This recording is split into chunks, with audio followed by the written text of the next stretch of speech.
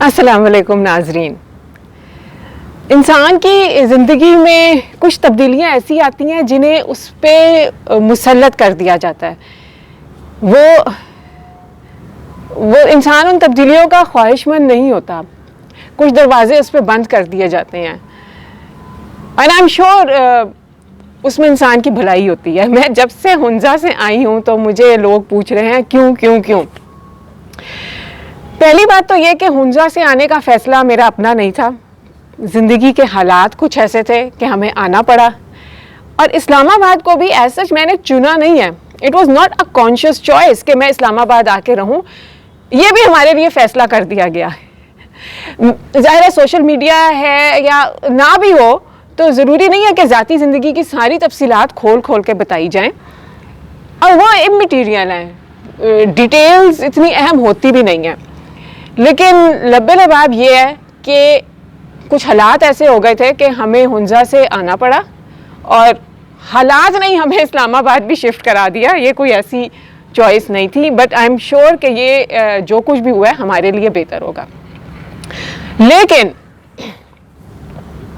अचानक हुंजा आने की कुछ मटीरियल वजह हैं, कुछ हैं ऐसी चीज़ें। सबसे बड़ी वजह तो ये है कि जो घर पिछले 3-4 साल से मैंने रखा हुआ था वो मालिक मकान ने किसी और को किराए पे दे दिया। एक बहुत बड़ा होटल है, उनको किराए पे दे दिया, तो घर अचानक मेरे हाथ से चला गया। दूसरी चीज़ ये कि हर सर्दी तो मैंने हुंजा में नहीं गुजारनी थी। ये वाला जो गर्मी का मौसम था ये गुजार के हमने वापस आना ही था। इस्लामाबाद आते या लाहौर जाते, जहाँ भी जाते, अगली सर्दी हमने नहीं गुजारनी थी। तो जब घर हमारे हाथ से चला गया तो हमने सोचा कि अब 2-3 महीने गर्मी के हैं, उसके लिए क्या घर लेना, तो हम चलते ही हैं, बाद में कभी आएंगे तो दोबारा घर ले लेंगे। दूसरी बात यह है कि मैं कई दफ़ा, मुझे लातादाद मैसेजेस, कमेंट्स, ईमेल्स आती हैं, हुंजा में घर, हुंजा में घर। भाई वहाँ घर नहीं है। मैंने 100 दफ़ा कहा है कि वहाँ घर नहीं है, वो एक देहात है, वो एक गांव है, और ऐसे घर के हम उनमें रह सकें वो वहाँ नहीं है। मेरी तो मोटिवेशन ही बहुत थी, और कुछ अल्लाह के काम है कि एक रिलेटिवली एक अच्छा घर मुझे मिल गया। उस घर में भी बिजली के, प्लम्बिंग के, किचन के काफ़ी मसाइल थे, लेकिन मैं तो हूँ ढीठ, मैंने तो रहना था, मैं रह गई। तो कोई ऐसा लिवेबल घर हमें मिलता इतने शॉर्ट नोटिस पे, जिसकी कंडीशन भी अच्छी होती, वो भी एक टास्क ही था। तो हमने सोचा कि अभी हम जाते ही हैं, सर्दियों में वैसे भी वापस जाना है। तो ये एक किस्सा मुख्तसर है हमारा हुंजा से इस्लामाबाद आने का। और क्योंकि वो घर अब मेरे पास नहीं है, वो किसी एक होटल को मिल चुका है, तो जो लोग मुझे मैसेजेस कर रहे थे कि अगर आपका घर खाली है तो हम ले लें, तो नहीं भाई, आप वो घर नहीं ले सकते, वो घर खाली नहीं है। मैं अपनी मर्जी से वो घर कभी भी ना छोड़ती। मैंने गर्मियों के बाद अगर वापस आना भी था तो मैं हमेशा, जैसे मैं पिछले सालों से कर रही थी, सर्दियों में भी मैं उस घर का किराया देती थी, तो मैंने वो घर नहीं छोड़ना था। वो बस कहते हैं ना, किस्मत के कुछ खेल होते हैं। तो वो घर छूट गया, मेरे हाथों से निकल गया, मैंने वो घर नहीं छोड़ना था। ऐसा नहीं है कि वो घर खाली है और आप जाके ले सकते हैं। तो जो लोग मुझे कह रहे हैं कि जी हम वो घर ले लें, ऐसे नहीं है। वो घर खाली नहीं है। दूसरा, मैं एक और चीज़ की वजाहत करना चाहती हूँ, क्योंकि बहुत लोग, मेरी जो वीडियो है शिफ्टिंग टू हुंजा वाली, वो it is my most watched video on YouTube. देखें, हुंजा क्या कोई भी पहाड़ी इलाका, चाहे वो हुंजा है या वो नथिया गली है, it is at best a summer home. ये ठीक है, मैंने एक सर्दी पूरी गुजारी, मैंने पूरा साल गुजारा, लेकिन कि जी ऐसे शिफ्ट हो जाएं कि सर्दियाँ भी वहीं गुजारें, ये मुमकिन नहीं है। सर्दियाँ वहाँ बहुत ज़्यादा सख्त होती हैं। हुंजा में ना पानी होता है ना बिजली होती है, ठीक है ना। को पूरे दिन में 2 घंटे बिजली आती थी, फिर एक बैटरी सिस्टम रखा हुआ था। हाँ, ये है कि बिजली की इतनी ज़रूरत ही नहीं है, आपको 1-2 बल्ब भी चाहिए ना, तो वो तो बंदा कर ही लेता है। तो सर्दी में इतनी सख्त होती है कि इवन वहाँ के मकामी लोग भी हैं जो साहिब हैसियत हैं, जो अफोर्ड कर सकते हैं, वो सर्दियों में वहाँ से चले जाते हैं, और वो रह जाते हैं जो अफोर्ड नहीं कर सकते जाना। तो it is a summer station. Yes, if you want to shift there, you want to have a business there, go ahead and try. आपकी एक अपनी डेस्टिनी है, आपकी एक अपनी किस्मत है। लेकिन देखिए, वहाँ जो कारोबार भी है वो सीजनल होगा। गर्मी में चलेगा, सर्दियों में तो कारोबार भी वहाँ बंद हो जाते हैं। तो ये वो निटी ग्रिटीज़ हैं, ये वो रियलिटीज़ हैं जो मैं लोगों को समझाने की कोशिश करती हूँ। तो दूसरा, हम अचानक उठे हुंजा चले गए, हुंजा से उठ के इधर आ गए। दूसरी, हमारी ज़िंदगी की रियलिटी ये है कि मेरे हस्बैंड की 9 to 5 जॉब नहीं है और मेरी भी नहीं है, सारा काम ऑनलाइन है। तो लैपटॉप उठा के ही हमने जाना है ना, लैपटॉप उठा के ही हमने आना है।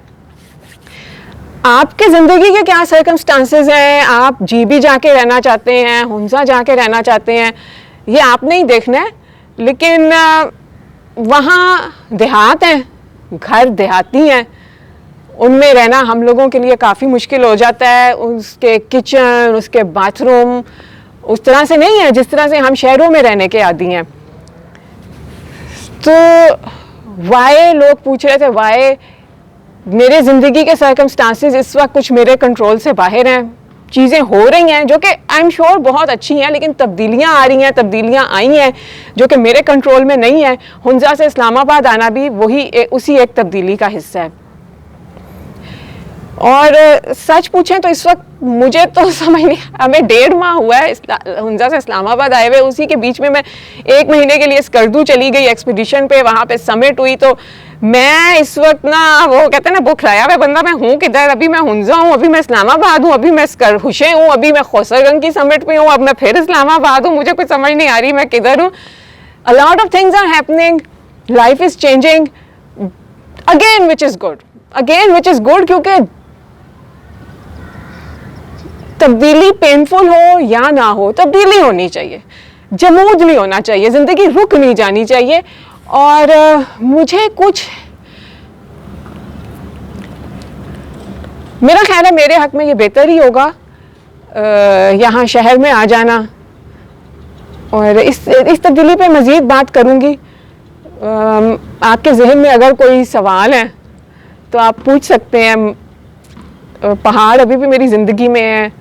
और मुझे लगता है मैं हुंजा में जब रह रही थी तो बच्चे मेरे साथ होते थे, घर पूरी फैमिली साथ होती थी, तो जो घर के काम हैं वो ही नहीं पीछा छोड़ते थे। तो मुझे लग रहा था मेरी क्लाइंबिंग का हर्ज हो रहा है। हालांकि मुझे हुंजा में रहने से फ़ायदा बहुत हुआ, जो मैंने ट्रेनिंग की, अगर मैंने खौसरगंज आज चढ़ी है तो वो सारा उस ट्रेनिंग का नतीजा है, उस ट्रेनिंग की वजह से हुई है। लेकिन मुझे अब उस मॉडल को चेंज करना था। इट इज़ मच बेटर कि I live here with my family and I go to the mountains without the family. क्योंकि अभी जैसे मैं स्कर्दू गई अकेली तो बहुत ज़्यादा काम मैं कर सकी क्योंकि मैं अकेली थी। तो बजाय इसके कि बच्चों के साथ पहाड़ों में रहना, फ़िलहाल मुझे लगता है कि मैं यहाँ रहूँ शहर में और पहाड़ों पे मैं जाऊँ बच्चों के बग़ैर। उससे मेरी जो क्लाइंबिंग है उसमें प्रोग्रेस होगी। तो मज़ीद ये कि कोई सवाल है तो पूछ ले कमेंट्स में, मैं इंशाल्लाह जवाब दूँगी। और अब इस्लामाबाद में मैं क्या कर रही हूँ, क्या नहीं कर रही हूँ, उस पर भी वीडियोज़ बनाऊँगी। चैनल को सब्सक्राइब कर दें। और जितने भी लोग मेरे साथ हैं इस चैनल पे, उनका बहुत शुक्रिया। मुझे आपके साथ इंटरेक्ट करना बहुत अच्छा लगता है। बेसिकली मैं एक इंट्रोवर्ट हूँ, ना मेरी कोई ज़्यादा जान पहचान है लोगों से, ना मेरी कोई ज़्यादा दोस्तियाँ हैं, ज़्यादातर मैं घर पे ही रहती हूँ। But I do feel like interacting with people और you guys are that interaction. मुझे अच्छा लगता है जब मैं आपसे बात करती हूँ, आप लोग कमेंट्स करते हैं, आप लोग दिलचस्पी लेते हैं मैं क्या कर रही हूँ, क्या नहीं कर रही। आप मुझे इंस्टाग्राम पे भी फॉलो कर सकते हैं। इंस्टाग्राम और फेसबुक की पोस्ट्स एक ही होती हैं, तो कहीं भी फॉलो कर लें। और I am really excited for the coming times, because मैं क्लाइंबिंग और माउंटेनियरिंग के बारे में अब बहुत ज़्यादा एक्टिव होना चाह रही हूँ। And exciting times are ahead. Stay with me. खुदा हाफिज़।